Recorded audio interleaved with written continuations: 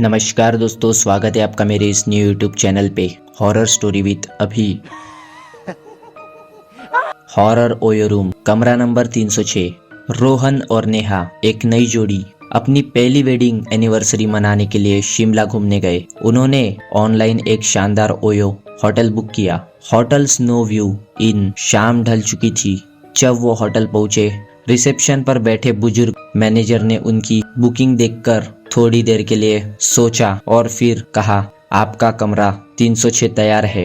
लेकिन वो कुछ कहना चाहता था लेकिन रुक गया। नेहा ने नोटिस किया कि होटल का माहौल अजीब था और दीवारों पर लटकती पुरानी तस्वीरें रहस्यमय लग रही थी। जैसे ही उन्होंने कमरा खोला, उन्हें अजीब सा महसूस हुआ। कमरे का इंटीरियर अच्छा था लेकिन उसमें एक अजीब सा एहसास था। रोहन ने हंसते हुए कहा, यहाँ कोई भूत वूत रहता है क्या? नेहा ने हंसकर उसे चुप करा दिया। शांत रहो रोहन। रात होते ही अजीब घटनाएं शुरू हो गई। वॉशरूम से किसी के फुसफुसाने की आवाज आ रही थी। अचानक लाइट अपने आप बंद हो गई। नेहा ने रोहित का हाथ कसकर पकड़ लिया। रोहन, ये सब क्या हो रहा है? रोहन लाइट ठीक करने के लिए स्विच बोर्ड की ओर बढ़ा। तभी नेहा की नजर वॉशरूम के शीशे पर पड़ी। उसमें उनकी परछाई के अलावा किसी और की भी परछाई थी, एक लंबी, डरावनी और उलझे बालों वाली औरत की। नेहा के चीखने से रोहन चौंक गया।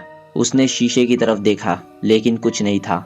नेहा, तुम पागल हो क्या? लेकिन तभी दरवाजे के पीछे से किसी के पैरों की हल्की आहट सुनाई दी। रोहन ने दरवाजा खोला लेकिन वहाँ कोई नहीं था। अचानक कमरे के टेबल पे पानी की बोतल जो थी वो अचानक से गिर गई और शीशे पर खून से लिखा गया था, ये मेरा कमरा है। अब रोहन भी डर गया था। उन्होंने रिसेप्शन पर फोन किया लेकिन लाइन कट गई। अचानक बेड के नीचे से एक बेजान सी आवाज सुनाई दी, तुम यहाँ नहीं रह सकते। नेहा ने घबराकर रोहन का हाथ पकड़ा और दरवाजे की ओर भागे। लेकिन दरवाजा अंदर से लॉक था और चाबी गायब हो चुकी थी।